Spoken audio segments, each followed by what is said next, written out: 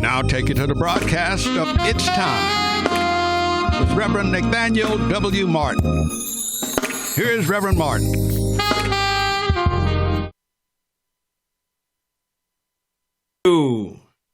Dr. Blackwell, let me say good morning, good afternoon, good evening, but never good night, and certainly never, ever goodbye. From a child, I've always hated goodbyes.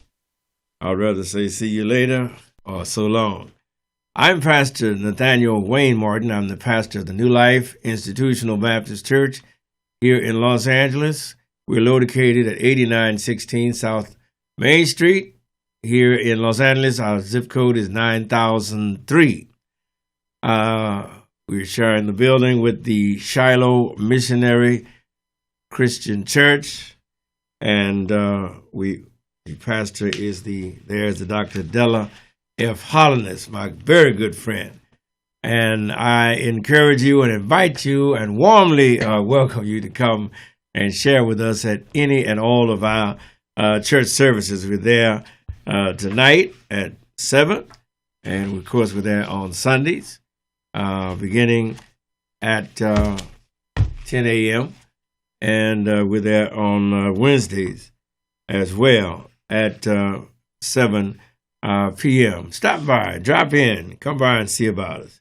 Let us pray for you and pray God's continued blessing upon your journey in this life.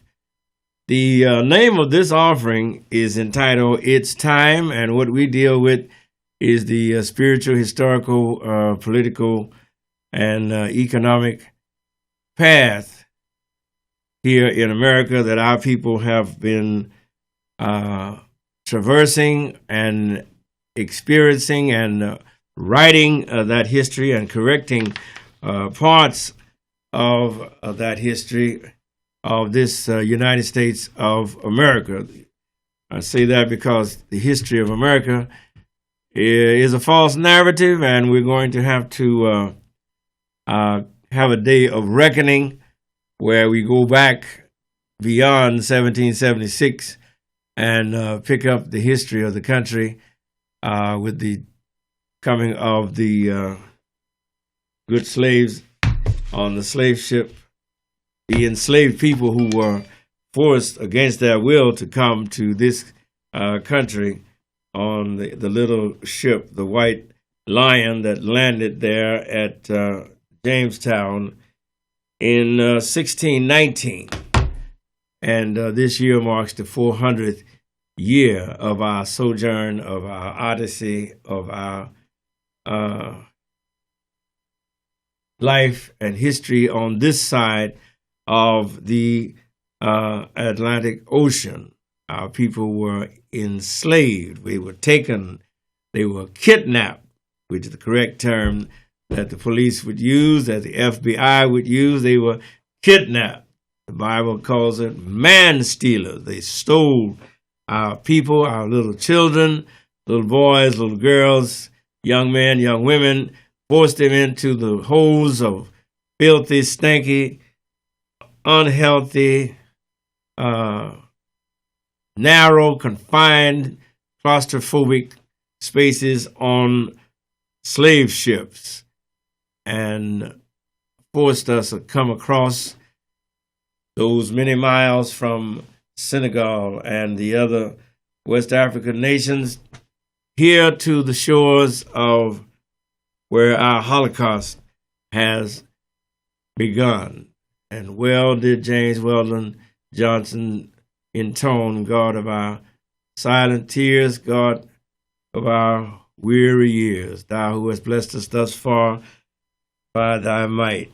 And had it not been for the Lord on our side, surely we had perished. Where would we be in this hostile world, in this hostile nation that was governed by genocide and governed by murder and homicide and extermination of the indigenous peoples that were here, and the exploiting and the taking and ripping away of the land from those that rightfully were here before the settlers, the colonists arrived, and that is an American crime. An American crime was the first order of magnitude. And then the enforced chattel slavery of the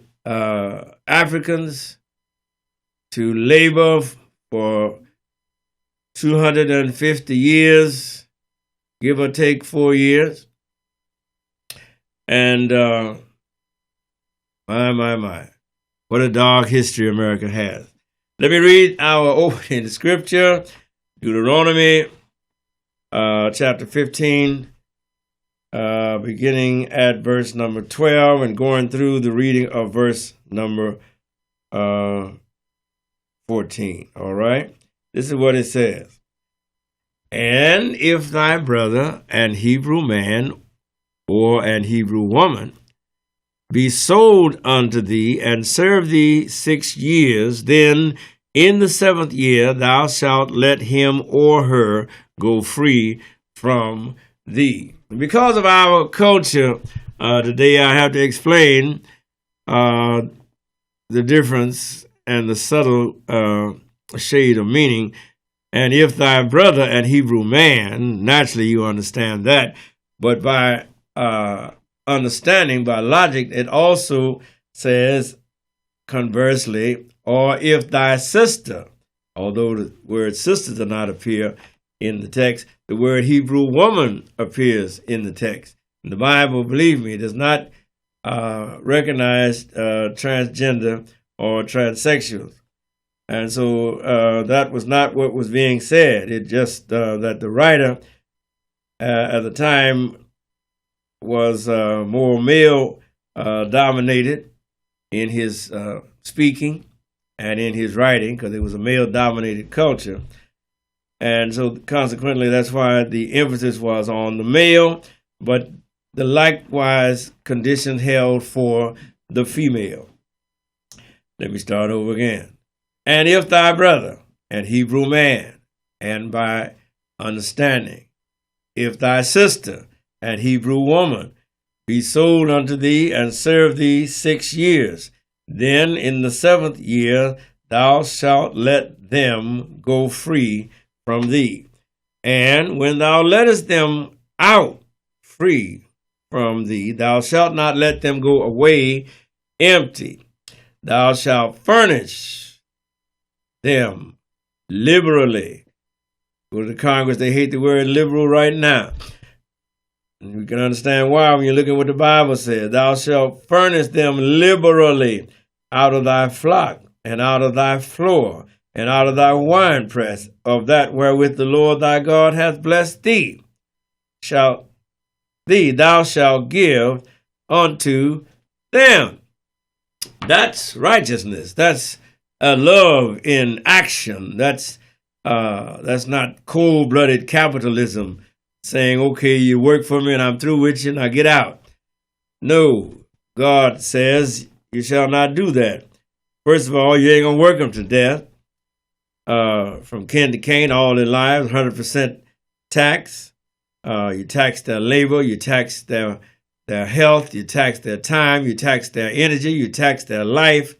And so they get nothing for themselves. They pay you 100% tax. As slavery in America was a 100% tax. I believe I mentioned last week a scholar by the name of Sean Rochester had done a very interesting study of not the injustice or based on the morality of the injustice of slavery, but strictly on what was the economic cost to the Negro to be enslaved here in America. But in the Bible, God says, thou shalt furnish. That means supply, give them liberally. I mean, give a whole lot, in other words, out of everything that you have, because everything that you got, they give you. They worked hard to help you get it. And that comes closest to identifying or describing what the black man, a black race. Oh my God, am I using the word race? The black people have, so-called black people, have contributed to the United States of America. Everything that America has, we should have liberally, for we were denied for 250 years the right to benefit from the sweat of our own brow. Yes, we sweated, as the Bible said, in the sweat of thy face shalt thou eat bread, but we were not allowed to eat that bread. We sweated to make that bread, but Thomas Jefferson, George Washington, Alexander Stephens, John Calhoun, Robert E. Lee, and all of the Wright brothers and all of that retinue of the slaveocracy going all the way back to the founding of the nation and before were the beneficiaries and reaped the bread of our sweat. So they were able to eat plenty of bread, and they just throwed us the crumbs. My God. And so you can see the difference. You can see the horror of chattel slavery being practiced here in America. Every week I come talking about this because of the fact that somebody don't believe. That somebody's got to pick up that mantle of reparation and begin to knock on the door of the Congress, begin to knock on the door of the White House, begin to knock on the door of the United Nations, as some of our civil rights organizations have done, and to begin to make the case for reparation for the so-called black people who are the descendants of the enslaved here in the United States of America, that started out as the 13 colonies and became what they call a more perfect union, and were a loose confederacy of states up until the end of the Civil War, after which, before it was the Civil War, was the United States but after the Civil War, it became the United States is. As Abraham Lincoln said, this nation shall have a new birth of freedom.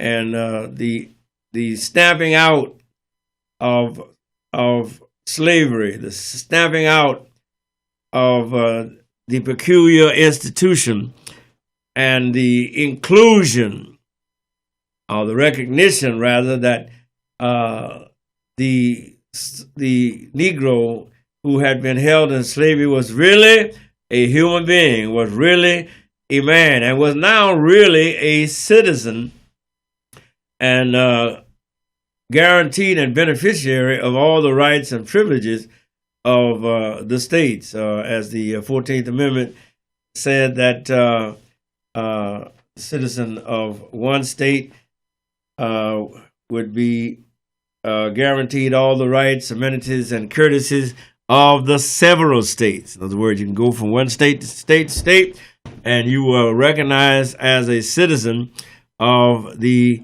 United States. Now, the practice of that has been very, very halting, as you well know, if you know anything about U.S. history. We came out of the Civil War. We had a great opportunity. One of the great developments of Reconstruction that the so-called the former slaves enacted was the establishment of the public school system, so that all children, yes, the children of the former slaves, as well as everybody else, the white children, would have a chance to get an education. And I want to dwell on that educational aspect today because of the fact that we still are being denied what Dr. King said. Our people were needing to sink their mental buckets deep in the well springs of education of our nation. We're still being denied that access. Now, according to the Constitution, and according to even Brown v. Board, a state may not provide education, but if it does provide education, it must provide education for all. However, there is no guaranteed right of literacy. I don't know why in the case that was argued in Ohio, what's the first name? Gabby v. Snyder. They would argue that the 14th Amendment guaranteed the right of literacy when literacy appears nowhere in the 14th Amendment. And so those who filed that case, although they were well-meaning, when you go to court, you just can't be well-meaning. You must be exact. You must state that harm has been committed, and you must show that there is a redressability for that harm. And they failed to identify who the target was of the wrong and who was the perpetrator of the wrong. And the judge, in a very cogent statement, said that the discrete question before us is there a guarantee of literacy in the 14th Amendment? And the answer, the judge said, is no. So you have to educate yourself. The Constitution is a very little small book, but you need to read it and you need to understand it. And you got to see what it says and what it does not say. You must remember, as Thurgood Marshall said at the bicentennial of the Constitution celebration in 1987, that you need to go no farther than we the people, the first three words of the Constitution. In fact, I got that right here. Let me not struggle with my brain. Here we go. Thurgood Marshall's words. I often repeat them because they are so cogent. Now, which side of this paper is it on? Okay. Here it is. We need look no further than the first three words of the document's preamble, "We the People." When the Founding Fathers used this phrase in 1787, they did not have in mind the majority of America's citizens. We the people included, in the words of the framers, the whole number of free persons. United States Constitution, Article 1, Section 52, September 17, 1787. That was right. So the Constitution, as originally written, was written to we the people, and we the people at that time were not white women. They certainly were not the slaves, and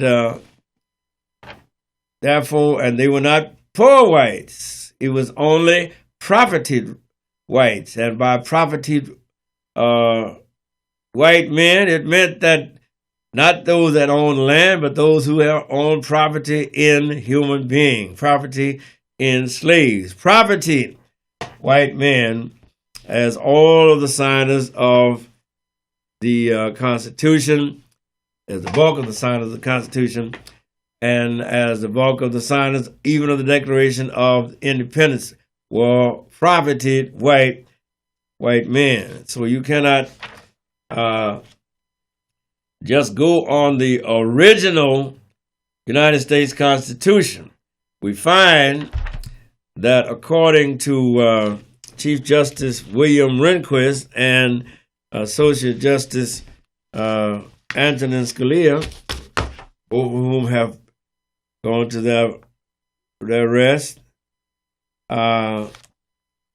in Bush v. Gore, they continuously reminded the petitioners on the side of Gore that there was, let me read it right there, there is no constitutional right of suffrage. Now, the word suffrage is an old English word which simply means the right to vote. The right to vote. The right to vote. And what is most telling in that statement, and this is Scalia and Rehnquist writing in 2000. Some of you remember the when Bush and Gore campaign and election, selection. Bush was selected.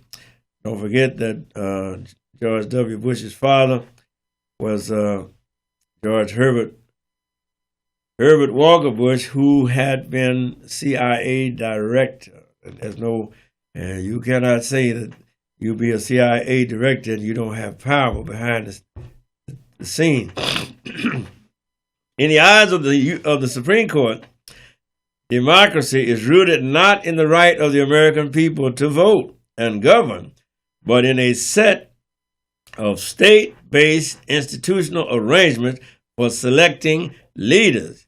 You need to always be up to speed on your Constitution. Now, you have the old strict constructionists who want to go back to the 1787 Constitution, but as Thurgood Marshall said, that's impossible to go back and base our life today on that Constitution, because for my aforementioned arguments and more, based upon the Civil War, that Constitution was changed.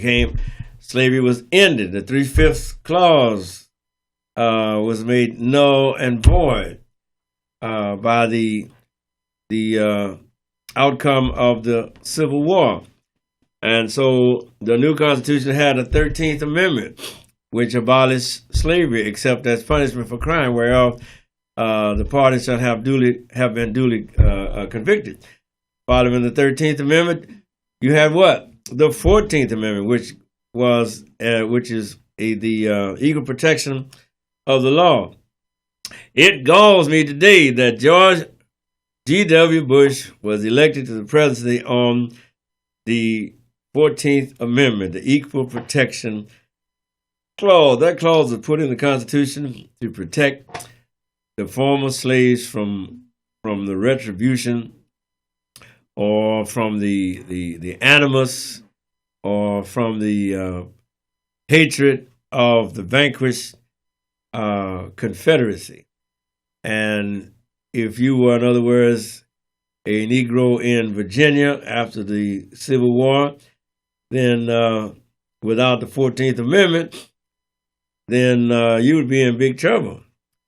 As a matter of fact, all immigrants who come to this country need to bow down to the Negro and kiss their feet because of the 14th Amendment to the Constitution, which says that all citizens born in the states or the several states are citizens of those states.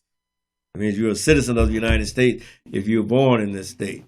And every immigrant that comes here and has a child born here owes their liberty, owes their freedom, owes their right to citizenship to the Negro, because that 14th Amendment was put in there in order to protect the rights of the former slaves, give you equal protection. So if the sheriff saw you on the day in April, after April 1865, he could not drive you out of the country and say that you need to go back home, as so many of our folks, so many people, citizens, ignorantly say to me and say to many people, many so-called black people, why don't you go back to Africa? Well, wait a minute now. We got the 14th Amendment. You need to be telling us thank you. Huh? Yeah, you telling us we need to go back to Africa. We at home. I remember a few months ago,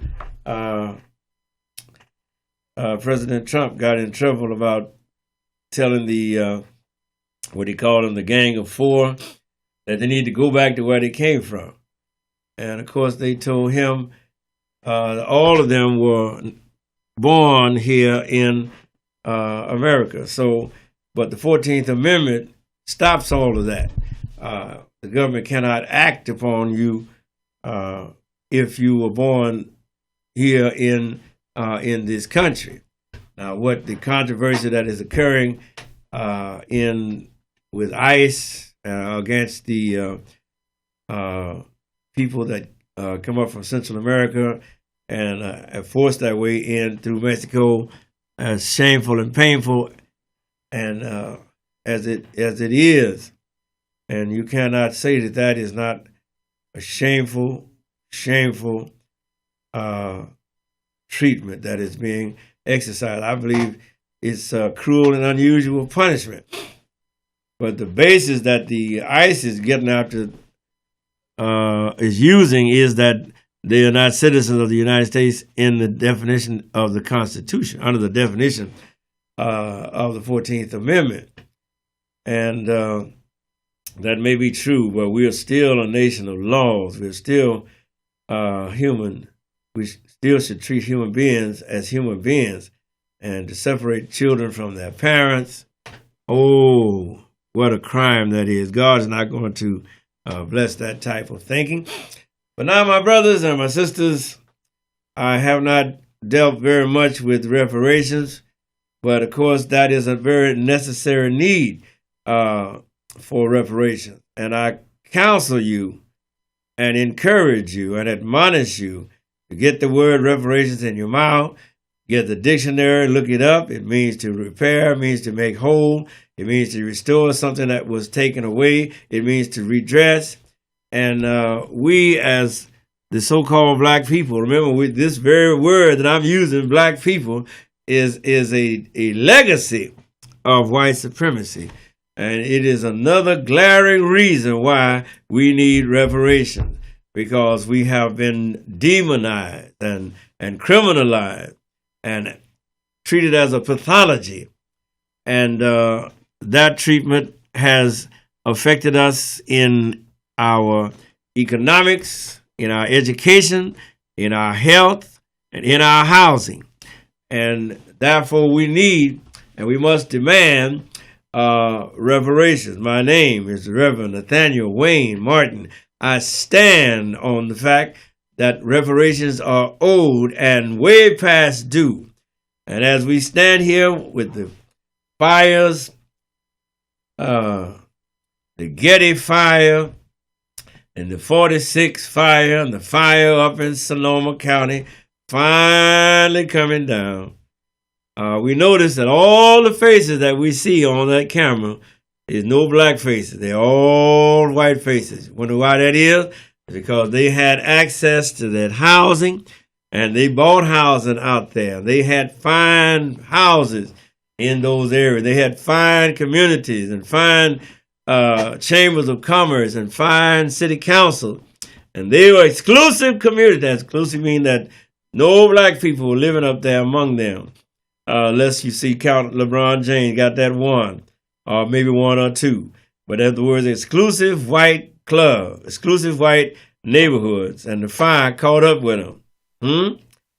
Why is that? Because they had access to the housing first. And so they got the best of the housing market.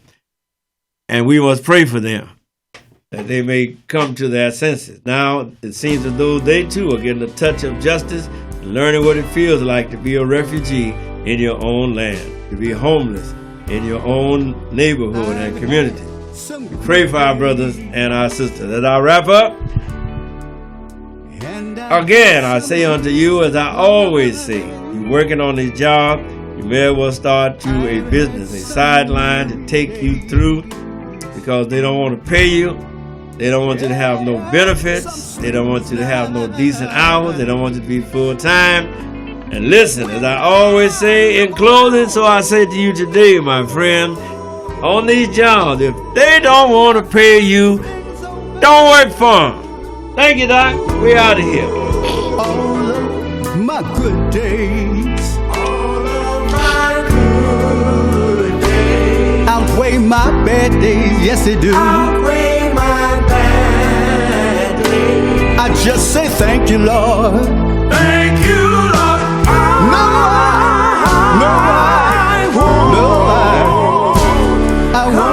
rain.